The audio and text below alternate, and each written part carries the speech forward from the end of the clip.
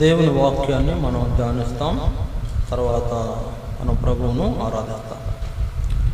చూడండి, కీర్తన 100వ అధ్యాయం. కీర్తన 100వ అధ్యాయం. ఈ అధ్యాయం అంతా కూడా 5 వచనాలు ఉన్నాయి. మనం మార్చి చదువుకుంటాం. కీర్తన 100వ అధ్యాయము 5 వచనాలు ఉన్నాయి. మార్చి చదువుతాం. ఒక వచనం నేను, ఒక వచనం మీరు. మీరు చదివేటప్పుడు బిగ్గరగా చదవండి. నేను మైక్లో చదువుతాను కాబట్టి మీరు కూడా బిగ్గరగా చదివితే మైక్లో వినపడుతుంది. కీర్తన 100వ అధ్యాయము. ఈ అధ్యాయం అంతా కూడా మార్చి వచనాన్ని మనం చదువుకుంటాం. సమస్త దేశములారా యెహోవాకు ఉత్సాహధ్వని చేయుడి, సంతోషముతో యెహోవాను సేవించుడి, ఉత్సాహగానం చేయించు ఆయన సన్నిధికి రండి.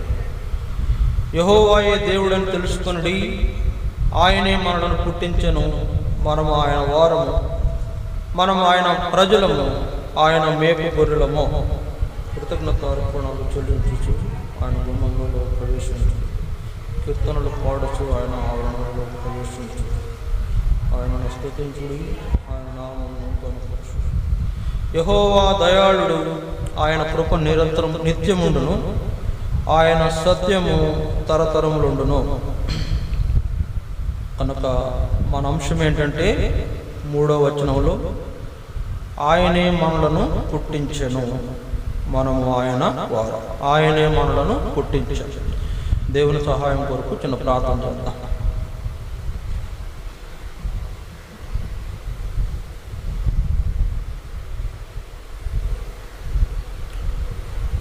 ప్రేంగల పరలోక తండ్రి, పరిశుద్ధుడు అయిన దేవాన్ని స్తోత్రాలు.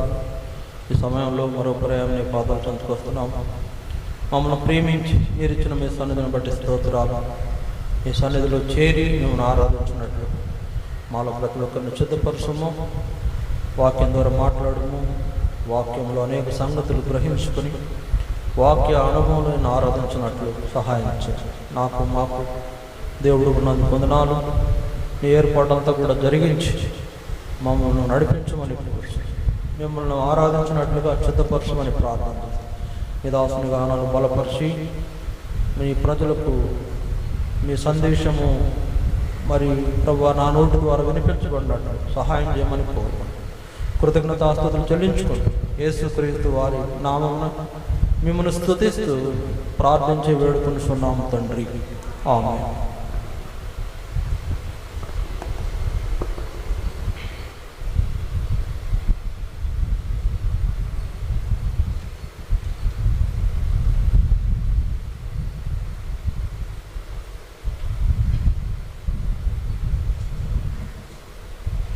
ఇక్కడ రాయబడిన మాటల్లో గమనించవలసిన ఒక విషయం ఏంటంటే 3వ వచనంలో మరి మనం జ్ఞాపకం చేసుకోవాల్సిన సందర్భం ఉంది. అదేంటంటే యెహోవాయే దేవుడని తెలుసుకొనుడి, ఆయనే మనలను పుట్టించెను, మనము ఆయన వారము, మనము ఆయన ప్రజలము, ఆయన మేపు గొర్రెలము. కనుక మానవులమైన మనము ప్రాముఖ్యంగా జ్ఞాపకం చేసుకోవాల్సింది ఏంటంటే ఆయనే మనలను పుట్టించెను, ఆయనే మనలను పుట్టించెను. మనం ప్రతి ఒక్కరూ గుర్తుపెట్టుకోవాల్సిన విషయం. ఎవరో అంటే ఈ లోకపరమైన విధానంలో మా అమ్మ నాన్న ద్వారా నేను పుట్టాను అనుకుంటారు చాలామంది. చాలా పెద్ద పొరపాటు ఆలోచన. మనం ఎవరు కూడా మన అమ్మ నాన్న ద్వారా వాళ్ళను దేవుడు ఒక క్యారియర్గా వాడుకున్నాడు. అంతవరకు దేవుడు వాళ్ళను మన తల్లి గర్భమును ఒక క్యారియర్గా వాడాడు. అంతేగాని మరి మన యొక్క పుట్టుక ఈ లోకంలో మనం పుట్టడానికి తల్లిదండ్రులు అవసరమైంది కనుక వారిని నిర్ణయించాడు. కానీ అసలు వాస్తవంగా మనల్ని పుట్టించింది దేవుడే. దేవుని వాక్యంలో చాలా స్పష్టంగా ఈ మాటలన్నీ వ్రాయబడ్డాయి. మనం అనుకుంటాం నేను నా తల్లిదండ్రులకు పుట్టాను, లేకపోతే నా తల్లిదండ్రులు ఫలానా, మా అయ్య పేరు అది, మా అమ్మ పేరు ఇది అని చెప్పుకుంటూ ఉంటాం. ఇది లోకపరంగా లోకంలో ఒక గుర్తింపు కోసం చెప్పుకోవడం అవసరమే కానీ దేవుని యొక్క ఏర్పాటుకు ఇది తగదు. ఎందుకంటే మన తండ్రి ఆయనే మనలను పుట్టించెను. మన సృష్టికర్త. మనంతటా మనమే పుట్టలేదు. లేకపోతే మన తల్లిదండ్రి కష్టపడి ఏమన్నా మీ నాన్నగారు మీ తల్లి గర్భంలో పోయి నిన్ను ఏమన్నా బాగు చేశాడా? నీ వేళ్ళు, నీ చేతులు, నీ ముక్కు సరి చేశాడా? ఎన్ని లోపాలు కలిగిన అవయవాలు ఉండేవో ఆయన అట్లా. అంటే మనం గనక మరి దేవుడు మనల్ని పుట్టించకపోతే మన అవయవాలు ఎన్నో అవయవాలు ఉంటాయి. లోపాలు గల అవయవాలు అంటే వంకర తిరిగిపోయిన చేతులు, వంకర తిరిగిపోయిన కాళ్ళు, లేకపోతే ఏమంటారు కళ్ళు, కనపడని కళ్ళు, నోరు లేదు ఒక వ్యక్తికి, ముక్కు ఉంది. అలాంటి వాళ్ళు పుట్టారు లోకంలో. కానీ నేనేమంటానంటే మన తండ్రి ఏమి పోయి ఆయన చేతులు పోనిచ్చి అక్కడేమి మనల్ని తయారు చేయలే. ఒక విషయం ఏంటంటే ఇక్కడ లోకంలో మన తల్లిదండ్రులను దేవుడు మనకు నిర్ణయించి వారి ద్వారా మనల్ని లోకానికి తీసుకురావడం కోసం ఉద్దేశించిన దేవుడు ఆయనే మనల్ని పుట్టించాడు అనడానికి ఆధారాలు ఏంటంటే చూడండి, 139వ కీర్తన మరి ఒక మాట ఉంది. 139వ కీర్తన 13వ వచనం. 139వ కీర్తన 13వ వచనం. నా అంతరింద్రియములను నీవే కలుగు చేసేదివి, నా తల్లి గర్భమందు నన్ను నిర్మించిన వాడవు నీవే. నీవు నన్ను కలుగు చేసిన విధము చూడగా భయమును ఆశ్చర్యమును నాకు పుట్టుచున్నవి. అందును బట్టి నేను నీకు కృతజ్ఞతాస్తుతులు చెల్లించుచున్నాను. చూడండి ఇక్కడ ఆ మాటలు గమనించండి. నా తల్లి గర్భమందు నన్ను నిర్మించిన వాడవు నీవే. కనుక ఇది ఎంత గొప్ప సంగతి. దేవుడే మనల్ని పుట్టించాడు, దేవుడే మనల్ని నిర్మించాడు. తర్వాత 16 వచనం చూడండి, 15-16 వచనాలు చూడండి. 15-16 వచనాలు. నేను రహస్యమందు పుట్టిననాడు, భూమి యొక్క అగాధ స్థలములలో విచిత్రముగా నిర్మింపబడిన నాడు, నాకు కలిగిన ఎముకలను నీకు మరుగై ఉండలేదు. నేను పిండమునై ఉండగా నీ కనులు నన్ను చూసెను. నేను పిండమునై ఉండగా నీ కనులు నన్ను చూసెను. చూశారు మీ నాయన, మీ అమ్మ, నువ్వు పిండంగా ఉండేవాడు చూడలా, కానీ దేవుడు చూశాడు. నిన్ను తల్లి గర్భంలో పిండంగా వేసినవాడే ఆయన. తల్లి గర్భంలో నేను పిండంగా వేసినవాడే ఆయన. నేను రూపించినవాడు, నీకు రూపం ఇచ్చినవాడు. మీ అమ్మ నాన్న తెలుసా? నువ్వు ఆడగా పుడతావు మగ పుడతావు వాళ్ళకేం తెలుసు? తెలియదు కదా. నువ్వు ఆడగా పుడతావో మగగా పుడతావో మీ నాన్నకు తెలియదు, మీ అమ్మకు తెలియదు. దేవుడు తెలుసు నువ్వు ఆడ మగ అనేది దేవుడు తెలుసు. ఆయన అక్కడ నిన్ను నిర్ణయించాడు. ఒక స్త్రీగానో ఒక పురుషుడిగా నిర్ణయించి నీకు ఒక ఆకారం ఇచ్చిన దేవుడే. అందువలన దేవుడే మనల్ని రూపించాడు, దేవుడే మనలను పుట్టించాడు అనేది మనం జ్ఞాపకం చేసుకోవాలి. దేవుడు మనల్ని తల్లి గర్భంలో నిర్మాణం చేయకపోతే మనకు రకరకాలైన షేపులు వచ్చేసాయి కదా, రకరకాల అవయవాలు వచ్చేసాయి, రకరకాలుగా మన యొక్క వికారమైన రూపం వచ్చేది. వికృతమైన రూపం కలిగిన వారుగా పుడితే ఎవరైనా మెచ్చుకుంటారు? ఎవరు మెచ్చుకోరు కదా. అందువలన దేవుడు మనకు మంచి రూపాన్ని ఇచ్చాడు, మంచి రూపాన్ని ఇచ్చాడు, ఆయన లాంటి రూపాన్ని ఇచ్చాడు, ఆయన వలె మనలను చేశాడు. అందుకే ప్రాముఖ్యం గుర్తుపెట్టుకోండి, మనలను పుట్టించినది దేవుడే, మనలను పుట్టించిన వాడు ఆయనే. కనుక మన సృష్టికర్త అయిన దేవుడు, లేకపోతే ఇంకా చెప్పాలంటే అసలు మన తండ్రి ఆయనే. దేవుడే మన తండ్రి. ఆయన తర్వాత నీ తల్లి అయినా నీ తండ్రి అయినా ఇంకెవరైనా. దేవుడు లేకుండా నీ తల్లిదండ్రులు లేరు. అసలు వాళ్ళు ఎక్కడున్నారు దేవుడు లేకుండా? నువ్వు ఈ లోకంలో పుట్టడం కోసం ముందు వాడ నిర్ణయించాడు. వాళ్ళను నీకు తల్లిదండ్రులుగా ఈ లోకంలో నిర్ణయించి వాళ్లకు నిన్నిచ్చాడు. నిన్ను వాళ్ళ గర్భం ద్వారా వాళ్ళని ఏం చేశాడు? ఈ లోకంలోనికి మానవుడుగా మనిషిగా పుట్టడానికి నిన్ను పుట్టించిన దేవుడు ఆయనే. ఇంకొక మాట మనం జ్ఞాపకం చేసుకోవాలి. సరే అనుకుందాం, ఫర్ సపోజ్ మీ తండ్రి గారు మీ తల్లి గారు కలిసి నీకు జన్మనిచ్చారు అనుకుందాం. కానీ 9 నెలలు తల్లి గర్భంలో పెరిగిన తర్వాత ఒక శిశువు 9 నెలల తర్వాత ఇక అక్కడ ఉంటానంటే కుదరదు, బయటికి రావాల్సిందే. తల్లి గర్భం నుంచి బయటికి రావాల్సిందే. రాకపోతే ఏమైపోతుంది తెలుసుగా మీకు, చాలా భయంకరమైన పరిస్థితి. కనుక అక్కడ ఉంటానంటే కుదరదు. ఒకవేళ నువ్వు రాకపోయినా ఏం చేస్తారంటే సిజేరియన్ చేసి పొట్టను కోసి తీసేస్తారు. సరే, ఆపరేషన్ చేసినప్పుడు చూడండి ఇలా తీస్తూ ఉంటారు, ఒక్కొక్క పొర ఎన్నో పొరలు ఉంటాయి పొట్టకి. ఆ పొరలు ఒక్కొక్క పొర తీసుకుంటూ పోయి ఆఖరి పొర వరకు జాగ్రత్తగా కట్ చేసుకుని బెడ్ తీస్తారు. ఏది సిజేరియన్, ఏది 9 దాటిపోయినా నువ్వు రాకపోతే లాభం లేదురా నాయన, తల్లికి బిడ్డకు కూడా గండం ఉందని బయటకు లాగేస్తారు, లేకపోతే కష్టం. అయితే దేవుడు ఎంత గొప్పవాడంటే నీకు 9 నెలలు నీ కడుపులో లేకపోతే నిన్ను తన తల్లి గర్భంలో నిన్ను పెంచి నీకు ఒక రూపాన్ని కలుగు చేసి, పర్వాలేదు ఈ వ్యక్తిని మనం బయటకు మానవుడిగా మన లోకంలో తీసుకురావచ్చని నిర్ణయించిన తర్వాత నీకు బయటకు వచ్చే అవకాశం కలుగు చేసింది కూడా దేవుడే. ప్రసవ వేదన కలుగు చేసేవాడు కూడా ఆయనే. నేను ప్రసవ వేదన కలుగు చేసి కనిపింపక మానేదనా అని అన్నాడు యెషయా గ్రంథం 66వ అధ్యాయంలో. కనుక ప్రసవ వేదన కలుగు చేసేవాడు దేవుడే, కనిపించేవాడు దేవుడే. మనం అనుకుంటాం, సరే ఏమనుకుంటాం, అబ్బా డాక్టర్లు ఎంతో కష్టపడ్డారు, మంత్రసాని ఎంతో కష్టపడ్డారు. లేదు లేదు, దేవుడు దానికి కర్త కర్మ క్రియ అన్ని దేవుడు. కనుక నిన్ను ప్రసవ వేదన కలుగు చేసి నిన్ను కనిపించిన వాడు కూడా దేవుడే. దేవుడు నీకు అలాంటి జన్మనిచ్చాడు, జీవితం ఇచ్చాడు అనేది మనం జ్ఞాపకం చేసుకోవాలి. చూశారా పిల్లలు, ఇక్కడ చూడండి ఒకసారి మనం యెహెజ్కేలు 18వ అధ్యాయం లేకపోతే 16వ అధ్యాయం చూడండి. యెహెజ్కేలు 16వ అధ్యాయం, అక్కడ కొన్ని మాటలు ఉన్నాయి. యెహెజ్కేలు 16వ అధ్యాయం, యెహెజ్కేలు 16:4, యెహెజ్కేలు 16:4 నీ జనన విధము చూడగా నీవు పుట్టిన నాడు నీ నాభి సూత్రము పోయబడలేదు, శుభ్రమగుటకు నీవు నీళ్లతో కడగబడను లేదు, వారు నీకు ఉప్పు రాయకపోయిరి, బట్ట చుట్టకపోయిరి, ఈ పనులలో ఒకటైనను నీకు చేయవలనని ఎవరునూ కటాక్షింపలేదు, నీ యందు జాలిపడిన వాడొకడును లేకపోయెను, నీవు పుట్టిననాడే బయట నేలను పారవేయబడి చూడ అసహ్యముగా ఉంటివి. అయితే నేను నీ యొద్దకు వచ్చి రక్తములో పొర్లుచున్న నిన్ను చూసి నీ రక్తములో పొర్లియున్న నీవు బ్రతుకుమని నీతో చెప్పి తిని, నీవు నీ రక్తములో పొర్లియున్నను బ్రతుకుమని నేను నీతో చెప్పి తిని.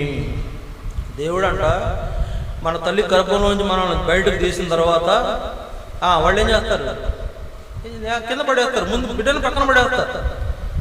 ఎందుకంటే తల్లి ప్రాణం అక్కడ చాలా ఇంపార్టెంట్. వెంటనే ఆమెను వెంటనే అటెండ్ అవ్వాలి. ఆమె చేయాల్సిన చేయకపోతే ఆమె పరిస్థితి చాలా భయంకరమైపోతుంది. అందువల్ల తల్లిని ముందు కాపాడుతారు, కొద్ది నిమిషాల్లో బిడ్డ దగ్గరికి వస్తారు. ఇప్పుడు అక్కడ అంటున్నాడు, దేవుడు ఏమన్నాడు, వారు నిన్ను నేల మీద పడవేశారు, అయితే నేను నీ ఎద్దకు వచ్చి ఏమన్నా నిన్ను బ్రతుకు అని చెప్తే నువ్వు బ్రతికేవని దేవుడు అంటున్నాడు. కనుక తల్లికి ఆరోగ్యం ఇచ్చింది, లేదా తల్లిని కాపాడింది మన వైద్యులు లేకపోతే ఆ మంత్రసానులు అయితే, బిడ్డకు బ్రతకమని చెప్పింది ఎవరు, జీవితం ఇచ్చింది ఎవరు, దేవుడే.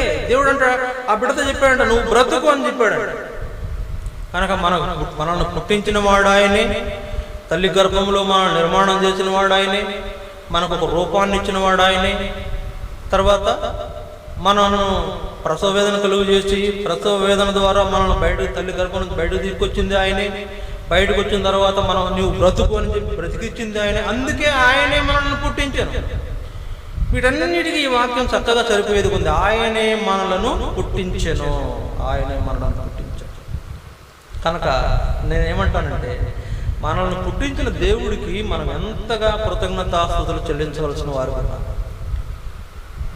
ఏమండి, ఈ లోకంలో తల్లిదండ్రులను ఎంత గౌరవిస్తాం? తల్లిదండ్రులను గౌరవించిన వాడు ఈ లోకంలో ఎవరు లేడు, అందరూ గౌరవిస్తారు. ఎవడో పనికిమాలిన వాడు ఉంటాడు, వాడిని బట్టి అందరం తప్పుపట్టలేంగా. ఎవడో ఒకడు గౌరవించలేదని అందరం తప్పుపట్టలేం కదా. కనుక ఈ లోకంలో తల్లి తండ్రి అంటే చాలా మనం గౌరవిస్తాం. వారికి ఎంతో మరి ఏంటంట సంతోషాన్ని కలిగించే వాళ్ళు ఉంటాం, తల్లిదండ్రులు సంతోషం కలిగించే వారు ఉంటాం. ఒక చిన్న బిడ్డగా పుట్టిన దగ్గర తల్లి ఒడిలో ఉన్నప్పుడు తల్లిని చూసి మురిసిపోయింది కదా. ఒక చిన్న బిడ్డగా నువ్వు తల్లి ఒడిలో ఉన్నప్పుడు తల్లిని చూసి మురిసిపోయింది. నిన్ను చిన్న బిడ్డగా ఉన్నప్పుడు వాళ్ళు ఎంతో అపూర్వంగా పెంచుకున్నారు, అల్లారు ముద్దుగా పెంచుకున్నారు, గారవంగా నేను పెంచారు. ఈ మధ్యలో ఒక వీడియో చూశాను. ఆ వీడియో ఏంటంటే ఒక అతనికి బేబీ పాపో బాబో పుట్టింది. సరే, అక్కడ నర్సు తీసుకొచ్చి తండ్రి చేతిలో పెడుతుంది. అయ్యా ఇదిగో నీకు బిడ్డ వచ్చి పుట్టిందని తండ్రి చేతులు పెడుతుంటే ఆ అబ్బాయి ముట్టుకోవడానికి కూడా భయపడిపోతున్నాడు. అమ్మో అంటే ముట్టుకుంటే ఏమైపోద్దు, కందిపోద్దు అన్నట్టుగా ముట్టుకోవడానికి ఆ నర్సు బదులు పట్టుకో, ఏం కాదు నీ బిడ్డే కదా పట్టుకోబోయా అంటే అమ్మో భయం వేస్తుంది అన్నాడు. ఏంటంటే బిడ్డ కందిపోద్దేమో. చూడండి, తండ్రి ఇలాగా చూస్తాడు, అలాగే ఆ బిడ్డ కూడా తండ్రి యొక్క సంతోషాన్ని రెట్టింపు చేసే బిడ్డగా ఉంటుంది. లోకపరంగా మనం తల్లిదండ్రులను సంతోషపెడతాం, లేదా తల్లిదండ్రులు మనం చూసి ఎంతో అల్లారు ముద్దుగా పెంచుకుంటారు, సంతోషిస్తారు. నా బిడ్డకు ఇలా చేయాలా, అలా చేయాలా, ఒక మంచి భవిష్యత్తు ఇవ్వాలా, వారిని చక్కగా ఆరోగ్యవంతులుగా పెంచాలా, మంచి చదువుకునే వాళ్ళుగా చేయాలా, మంచి ఉద్యోగం చేయాలా, మంచి వ్యాపారం చేయాలా, మంచి పారిశ్రామికవేత్త అయిపోవాలి నా బిడ్డలను కోరుతారు తల్లిదండ్రులు. ఈ లోకంలో నీ తల్లిదండ్రులు నిన్ను గురించి కోరినట్టు దేవుడు నిన్ను గురించి కోరలేదని అనుకుంటామండి. తల్లిదండ్రులే అంటే వాళ్ళు మానవ హద్దుబాటుల్లో లేకపోతే మానవ ఆలోచన విధానంతోనే ఆలోచించే వాళ్ళే నీకు ఎంతో చేస్తే, సర్వ సృష్టికి కర్త, సృష్టికి ఆధారభూతుడు, సృష్టిలో మనకు అన్ని రకాలుగా మనకు ఉనికిని కలుగు చేసేవాడు, మనకు కావలసినవన్నిటిని ధారాళంగా ఇచ్చేవాడు, మనల్ని ఇంకా అంతకంటే గొప్పగా ఉండాలని కోరుకుంటాడా? కాబట్టి మనల్ని చాలా గొప్పవారుగా చేయాలని దేవుడు భావించాడు. చాలా గొప్పవారుగా, మన తల్లిదండ్రుల కంటే ఎక్కువగా గొప్పవారుగా చేయాలనుకున్నాడు దేవుడు. తల్లిదండ్రులు ఏం కోరుతారండి? మంచి అందంగా పెరగాలని కోరుతారు, లేకపోతే నా బిడ్డ మంచి తెలివి గలవాడు అవ్వాలని కోరుతారు. అందుకే ముందు నుండి మాటలు రావడం తేనె పట్టిస్తూ ఉంటారు. ఈయన మాటలు రావడం కోసం తేనె పట్టిస్తారు, అందం రావడం కోసం ఏంటంటే అవి ఏవో అప్లై చేస్తుంటారు. జాన్సన్ బేబీ సోప్ అని, బేబీ పౌడర్ అని, బేబీ లోషన్ అని, బాడీ లోషన్. కాబట్టి ఇవన్నీ చేస్తారు. తర్వాత చదువుకోవాలని, మంచి విద్యాబుద్ధులు నేర్పించాలని ఎంతో నీ తల్లిదండ్రులు నీ కోసం ఆరాటపడింది నిజమే. వాళ్ళకు నీ మీద ఎన్నో అంచనాలు ఉన్నాయి. అయితే నిన్ను పుట్టించిన దేవునికి నీ మీద అంచనాలు లేవనుకుంటున్నావా? నీ మీద చాలా గొప్ప ప్రణాళిక ఉంది ఆయన అనుకుంటారు చాలా మంది ఏమనుకుంటారంటే, అబ్బాయి నేను అసలు ఎన్నికలు లేనివాడిని, నన్ను ఎవరు పట్టించుకోవట్లేదు, నాకు అసలు ఏ విధమైనటువంటి ఏంటంటే ఎవరు లేనటువంటి పరిస్థితులు ఉన్నట్టు అయిపోయింది నా పరిస్థితి, నన్ను ఎవరు పట్టించుకోవట్లేదు, మా నాన్న మా అమ్మ ఉన్నారంటే నాకేమీ చేయలేకపోతున్నారు, నేను కోరుకున్నట్టుగా చేయలేకపోతున్నాను. నీ కోసం చేసే ఒక ఆయన, అత్యున్నతమైన సింహాసనం ఉన్న రాజు, నిన్ను పుట్టించిన నీ తండ్రి, నీ దేవుడు, నీ ప్రభువు నీ గురించి గొప్ప ప్రణాళిక కలిగి ఉన్నాడు. అదేనాడైనా గ్రహించగలిగామా అనేది మనం ఆలోచించాలి, గ్రహించుకోవాలి. ఎందుకంటే దేవుడు ఊరికే పుట్టించాల, ఒక కారణంతో పుట్టించాడు ప్రతి ఒక్కరిని. ఎవరు కూడా నేనేదో నల్లగొన్నానని బాధపడకూడదు, లేకపోతే నా జీవితంలో ఏంటబ్బా నేను ఇలా అయిపోయానని బాధపడకూడదు. నిన్ను ఉద్దేశంతో దేవుడు పుట్టించాడు. ఆ ఉద్దేశాలు నువ్వు గమనించి నెరవేర్చబడితే నీ జీవితం ఎంతో ఆశీర్వాదకరమైన జీవితంగా ఏర్పడతారు. కాబట్టి గుర్తుపెట్టుకోండి, దేవుడే మనలను పుట్టించాడు. ఒక నలుగురు భక్తులను చూపిస్తాం మీకు ఇప్పుడు, నేను ముగించబోయే ముందు. ఆ నలుగురు భక్తుల జీవితంలో దేవుడు వాళ్ళను ఎలాంటి అనుభవాల్లో ఈ లోకానికి తీసుకొచ్చాడో మనం జ్ఞాపకం చేసుకున్నాం. చూడండి, మొట్టమొదటిగా కీర్తన 51వ అధ్యాయం.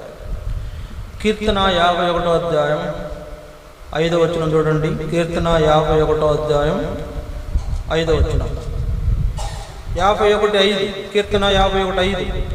నేను పాపములో పుట్టిన వాడను, పాపములోనే నా తల్లి నన్ను గర్భమున ధరించెను.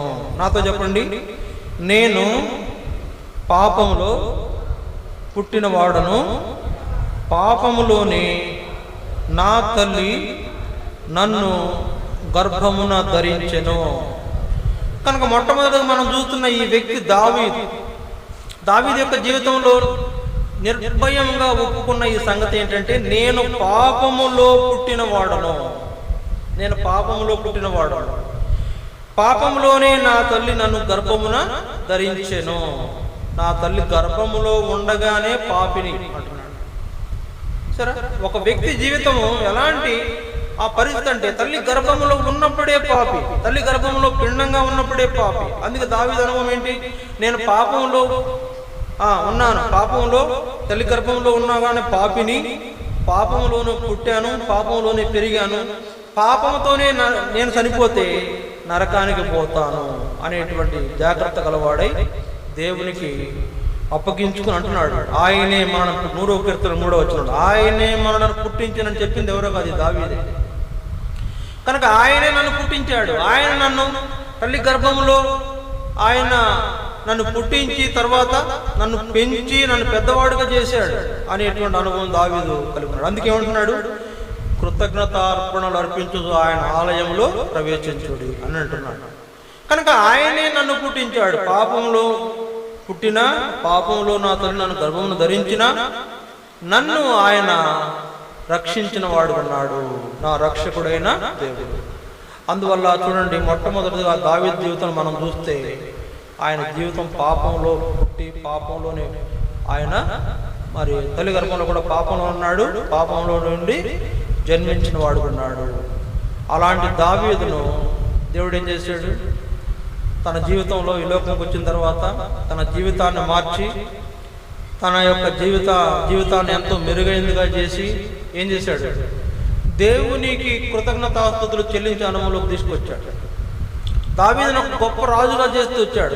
దావీదు విషయంలో పాపంలో పుట్టినా, పాపంలో తల్లి గర్భంలో పిండంగా ఉన్నా, పాపంలో పుట్టినా, పాపంలో జరుగుతున్న దావీదుని ఏం చేశాడంటే నీతిగా మార్చి దేవుడు గొప్ప రాజుగా చేశాడు.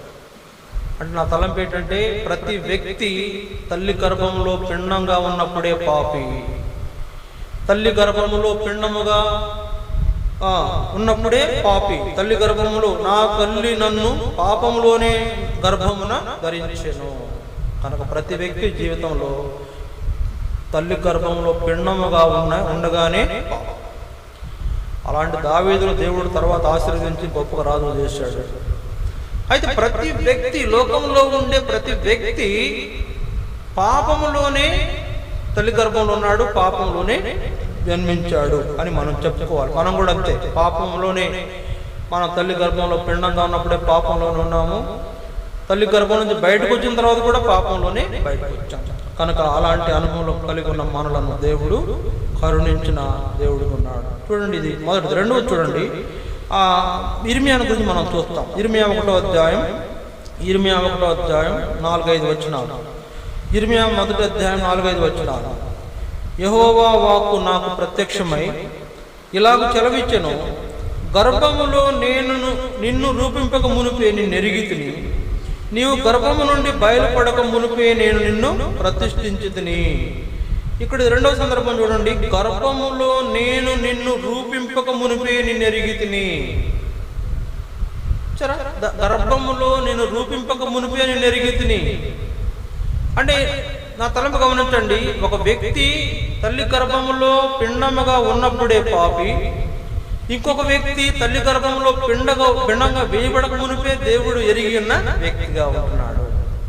కనుక తల్లి గర్భంలో పిండంగా వేయబడక మునిపే నేను ఎరిగితిని అని చెప్పి దేవుడు అంటూ ఏమంటున్నాడు, నీవు గర్భము నుండి బయలుపడక మునిపే నేను నిన్ను ప్రతిష్ఠించితిని అంటున్నాడు. తల్లి గర్భంలో పిండంగా ఉన్నప్పుడే పాపి, అలాంటి పిండంగా ఉన్నప్పుడే దేవుడు ఎరిగిన వ్యక్తి. మన జీవితం కూడా అంతే, తల్లి గర్భంలో పిండంగా ఉన్నప్పుడే మన జీవితం ఆయన తెలుసు. తల్లి గర్భంలో పిండంగా ఉన్నప్పుడే పిండంగా వేయక మునిపే ఆయన మనలను ఎరిగినటువంటి వాడు. కనుక తల్లి గర్భంలో ఉండగానే మన బ్రతుకు తెలిసిన దేవుడు. తల్లి గర్భంలో ఉండగానే మన పరిస్థితులన్నీ కూడా నీ జీవితం అక్కడే ప్రారంభమైంది, అక్కడే నీ జీవితం ఏంటో ఆయన తెలుసు, అక్కడే నిర్ణయించాడు నీ జీవితం ఎంతో.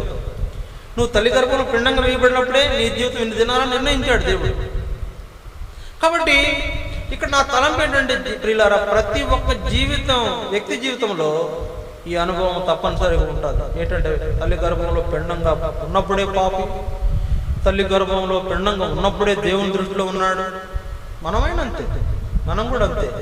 తల్లి గర్భంలో పిండంగా ఉన్నప్పుడే మనం దేవుని దృష్టిలో ఉన్నాం. దేవుడు మన గురించి ఆలోచిస్తున్నాడు, ఆయన కొరకు మనలను నిర్ణయించుకుంటూ వచ్చాడు అనేది మనం గమనించవలసిన విషయం. ఇది మూడో చూడండి, మనం చూస్తే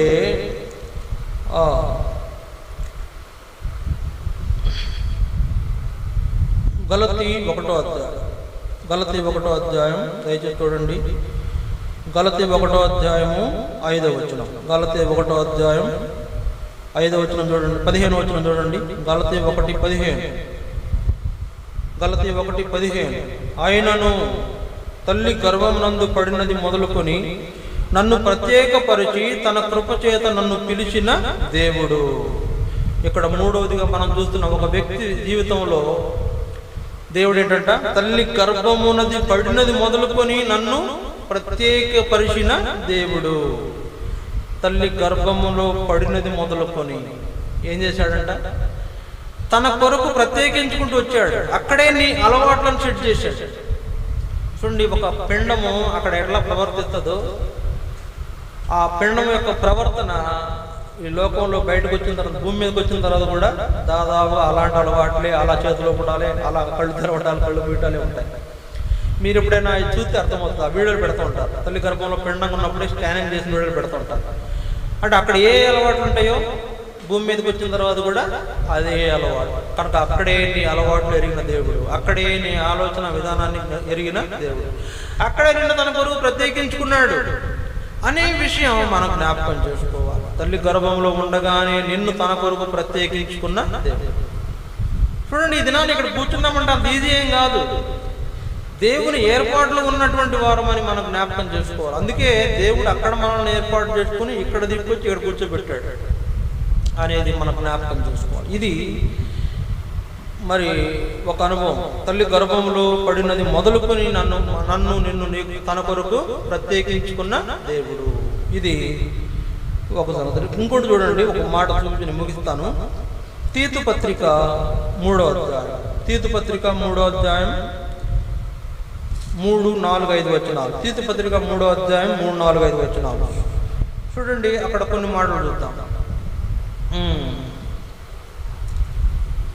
తీతు పత్రిక 3వ అధ్యాయం 3, 4, 5 వచనాలు.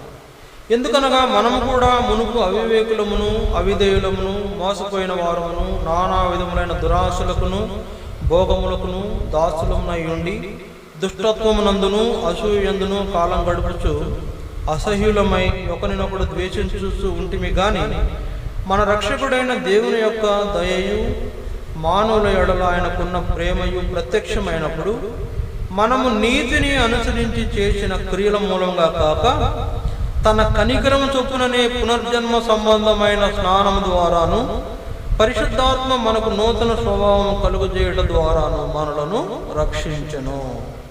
ఇక్కడ మన జ్ఞాపకం, మన పరిస్థితి ఏంటంటే మునుపు ఎట్లంట, అవిధేయులము అవివేకులము. ఏంటంట మన పరిస్థితి ఏంటి? 3వ వచనం చూడండి. మునుపు అవివేకులమును అవిధేయులమును మోసపోయిన వారమును నానా విధములైన దురాశలకును భోగములకును దాసులమునై ఉండి దుష్టత్వమునందును అసూయందును కాలం గడుపుచు అసహ్యులమై ఒకరినొకడు ద్వేషించు ఉంటిమి కానీ మన రక్షకుడైన దేవుని యొక్క దయయు మానవుల ఎడల ఆయనకున్న ప్రేమయు ప్రత్యక్షమైన.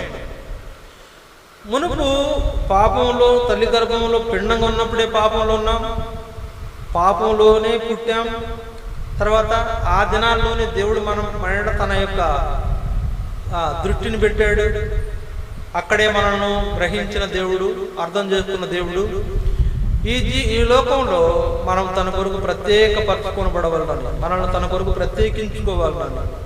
మునుపు మనం ఎలాంటి పరిస్థితుల్లో ఉన్నా, ఎలాంటి పాపంలో ఉన్నా, ఎలాంటి అవిధేయతలో ఉన్నా, ఎలాంటి మరి అవివేకంలో ఉన్నా, ఎలాగ మోసపోయినట్టు, అంటే సాతాను చేతుల్లో మోసపోయాం, సాతాను యొక్క చేతుల్లో పడి మోసపోయాం, మన జీవితం నాశనం చేసుకున్నాం. దావీదైనా ఎవరైనా అంతే. మన పౌలు గారైనా కూడా మొదట ఏం చేశారు? దేవునికి విరోధంగా జీవించిన వాళ్ళు. దావీదైనా లేకపోతే ఒక ఇర్మియా ఒకడే చిన్నప్పటి నుండి కొద్దిగా క్రమంగా పెరిగాడు. దావీదైనా తర్వాత ఈ పౌలైనా అనేక మంది మునుపు దురాచల చేత జీవించిన వాళ్ళే, మోసపోయిన వాళ్ళే, దేవునికి విరోధంగా ఉన్న వాళ్ళే. అయితే దేవుని యొక్క దయ, మానవుడు ఆయనకున్న ప్రేమ మనకు ప్రత్యక్షమైనప్పుడు ఏం చేసినాడంట? ఆయన నీతిని అనుసరించి చేసిన క్రియల మూలముగా కాక తన కనికరము చొప్పుననే పునర్జన్మ సంబంధమైన స్నానం ద్వారాను పరిశుద్ధాత్మ మనకు నూతన స్వభావం కలుగజేయడం ద్వారా మనలను రక్షించను. పునర్జన్మ సంబంధమైన స్నానము అంటే మనం తిరిగి జన్మించే అనుభవంలో మనల్ని తీసుకొచ్చాడు. పాపంలోనే పుట్టాము, పాపంలోనే జీవిస్తూ ఉన్నాం, కానీ మనపైన తన దృష్టి ఉన్న కారణం చేత వీళ్ళు ఏంటంటే తిరిగి జన్మించవలసిన అనుభవం కావాలని దేవుడు జ్ఞాపకం చేసుకొని పునర్జన్మ సంబంధమైన స్నానం ద్వారా మనలను రక్షించాడు. అంటే పునర్జన్మ ఇచ్చాడు అని చెప్తున్నాను. పాపంలోనే పుట్టాం, పాపంలోనే నశించిపోతాం, నరకం పోతాం కనుక పునర్జన్మ ఇచ్చాడు. అందుకే ఒక మనిషి క్రొత్తగా జన్మించవలనని యేసు ప్రభు కోరాడు. యోహాను సువార్త 3వ అధ్యాయం. ఒక మనిషి క్రొత్తగా జన్మించాలి. ఇప్పుడున్నటువంటి పరిస్థితిలో ఆ మనిషి పాత అనుభవాలు, పాత జీవిత విధానాల వల్ల నశించిపోతాడు కనుక ఒక వ్యక్తి క్రొత్తగా జన్మించే అనుభవంలో తీసుకురాబడాలని పునర్జన్మ సంబంధమైన స్నానం ద్వారా మనలను రక్షించిన దేవుడు. అంటే పాపంలో పుట్టాం, పాపంలో జీవిస్తే నశించిపోతాం కనుక మనకే నష్టం కనుక ఆయనకు కడుపు తీపి ఆయనకు రాదులే, కానీ ఓ తండ్రి ప్రేమ ఆయనకు ఉంటుంది కాబట్టి కొంత మన గురించి బాధపడేటువంటి పరిస్థితి ఉంటుంది. కనుక అలాంటి పరిస్థితి లేకుండా మనకు బాప్తిస్మం అనేటువంటి అనుభవాలు మనల్ని తీసుకొచ్చి ఆ పునర్జన్మ సంబంధమైన స్నానం అంటే బాప్తిస్మం ద్వారా మనలను రక్షించిన వాడుగా ఉన్నాడు. ఎక్కడండి? తల్లి గర్భములో పిండంగా ఉన్నప్పుడు పాపం, తల్లి గర్భంలో నుంచి బయటపడిన తర్వాత కూడా పాపలమే. ఎన్నో ఏండ్లు మన ఇష్టం వచ్చినట్లు జీవించిన పాపం, ఎన్నో ఏండ్లు మన పరలోక తండ్రి అయిన దేవునికి దుఃఖము కలిగించిన పాపం, ఆయనను కష్టపెట్టిన పాపం. అయితే దేవుడు ఏంటంటే కరుణా సంపన్నుడు. దేవుని దయలో ఆయన ప్రేమలో మనల్ని జ్ఞాపకం చేసుకొని మనల్ని బాప్తిస్మం ద్వారా తిరిగి క్రొత్తగా జన్మించే అనుభవం ఇచ్చి మనల్ని రక్షించిన దేవుడు. కనుక అక్కడ కూడా చూడండి, మనం ఎవరికి అంటే తండ్రి వలన పుట్టిన వారమే.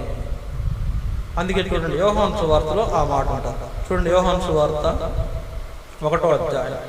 అర్థం అవ్వాలంటే చదవాలి. యోహాను సువార్త 1వ అధ్యాయం 12 వచనం చూడండి. యోహాను సువార్త 1వ అధ్యాయం 12వ వచనం. 12 కాదు, 13వ వచనం. వారు దేవుని వలన పుట్టిన వారే గాని రక్తము వలననైనను శరీరేచ్ఛ వలననైనను మానుషేచ్ఛ వలననైనను పుట్టిన వారు కారు. వారు దేవుని వలన పుట్టిన వారే. ఎవరండి వాళ్ళు? విశ్వాసులు ఎవరంటే దేవుని వలన పుట్టిన వారే. ఇక నువ్వు విశ్వాస అయిన తర్వాత నీ తల్లి నీ తండ్రిని మర్చిపో, ఇక అది మర్చిపో. ఆ సంగతి గతః. ఇప్పుడు నీకెవరు తండ్రి? దేవుడు. ఆయనే తండ్రిలాగా ప్రేమించాడు, ఆయనే తల్లిలాగా ప్రేమించాడు. ఆయన నిన్ను తల్లి గర్భంలో పిండముగా ఉన్నప్పటి నుంచి చూస్తున్నాడు. నువ్వు పాపంలోనే పుట్టిన బుద్ధి చూశాడు, పాపంలోనే జీవిస్తాడు చూశాడు. ఓరు ఎట్లా ఉంటే నశించిపోతాడని చెప్పేసి, నరకానికి పోతాడని చెప్పేసి నిన్ను ఆ నరకం నుంచి విడిపించడానికి తిరిగి క్రొత్తగా జన్మించే అనుమతిలో తీసుకొచ్చి నిన్ను రక్షించిన దేవుడు. కనుక మన జీవితం మొత్తం చదివిన వాడు దేవుడు. మన తల్లిదండ్రులకు కొన్ని విషయాలు తెలియదు కదా. ఇప్పుడు చూడండి, వాళ్ళ ముందున్నంత వరకు తెలుసుద్ది, కానీ బయటికి వెళ్ళినప్పుడు తెలుసుద్దా మన పిల్లల సంగతి తెలియదు. కానీ దేవుడికి అన్నీ తెలుసు. వాళ్ళు పర్సనల్గా ఉన్నా తెలుసు, పబ్లిక్గా ఉన్నా తెలుసు. సీక్రెట్గా ఏం చేస్తున్నారో తెలుసు, పబ్లిక్గా అందరి ముందు ఏం చేస్తున్నారో కూడా చూస్తాడు. నువ్వు చూసినట్టు కాదు ఆయన ఎక్కడున్నా చూస్తాడు. ఒకడంట బాత్రూమ్ పోయి వాడేస్తున్నాడు పబ్జి, ఆయన అక్కడ చూస్తాడు, ఖచ్చితంగా చూస్తాడు. అట్లా మనం అనుకుంటాం దేవుడు చూడడేమనుకుంటాం. దేవుడు నిన్ను పబ్లిక్గా చూడగలడు, ప్రైవేట్గా కూడా చూడగలడు. నిన్ను గురించి నీ తల మొదలుకొని, ఇంకా అసలు ఆయన మాట అన్నాడు, ఆశ్చర్యకరమైన మాట. భయపడొద్దు, నీ తల వెంట్రుకలు లెక్కించబడి ఉన్నావు అని చెప్పిన దేవుడు నీ తల వెంట్రుకలు లెక్క పెడుతున్నాడు. నువ్వు ఇట్టంటే 4 వెంట్రుకలు రాలిపోతే అవి కూడా లెక్క పెడుతున్నాడు. అంతగా నిన్ను గురించి దృష్టి పెట్టిన దేవుడు. అలాంటి దేవుడు మన సృష్టికర్త అయిన, మన తండ్రి అయిన దేవుడు, తల్లిలాగా ప్రేమించిన, ఆయన మనకు స్నేహితుడిగా ఉన్న దేవుడు, ఆయన మనకు తోబుట్టుగా కూడా ఉన్నాడు. సరే, ఎంత గొప్ప ఆశ్చర్యకరమైన దేవుడు. ఇలాంటి దేవుడే మన యొక్క సృష్టికర్త, మనల్ని పుట్టించిన దేవుడు కనుక ఏమంటే 100వ కీర్తనలో ఏముంది? 3వ వచనంలో, 100వ కీర్తన 3వ వచనంలో ఏముందంటే ఆ మాట చదివి మనం ఆరాధనలో ప్రవేశిస్తాం. 100వ కీర్తన 3వ వచనం, 100వ కీర్తన 3, 4 వచనాలు చూడండి. యెహోవాయే దేవుడని తెలుసుకొనుడి, ఆయనే మనలను పుట్టించెను, మనం ఆయన వారము, మనం ఆయన ప్రజలము, ఆయన మేపు గొర్రెలము. కృతజ్ఞతార్పణలు చెల్లించుచు ఆయన గుమ్మములలో ప్రవేశించుడి, కీర్తనలు పాడుచు ఆయన ఆవరణములలో ప్రవేశించుడి, ఆయనను స్తుతించుడి, ఆయన నామమును కనపరచుడి. కనుక ఆయనే మనల్ని పుట్టించాడు కనుక మనం ఆయన కనపరచాలి. పుట్టినది పాపంలో పుట్టిన తుదకు ఒక టైం వచ్చినప్పుడు మనం రక్షించుకున్నాడు కనుక మన తండ్రిగా, ప్రభువా పరలోకమందున్న మా తండ్రి, ఎంత గొప్ప దేవుడు అయ్యా, ఎంత గొప్ప తండ్రి నాయన, ఆయనను ఆరాధిస్తాం. అది యేసు ప్రభు నామమున తండ్రిని ఆరాధించాలి. యేసుక్రీస్తు నామమున నా స్తుతి ఆరాధన నీకై సమర్పిస్తున్నానని తండ్రిని ఆరాధించాలి. యేసు ప్రభుని ఆరాధించడం కాదు, తండ్రిని ఆరాధించాలి. అలాంటి అనుభవంలో మనం ఆరాధన చేస్తాం. ఒకరి తర్వాత ఒకరు ఆరాధించండి.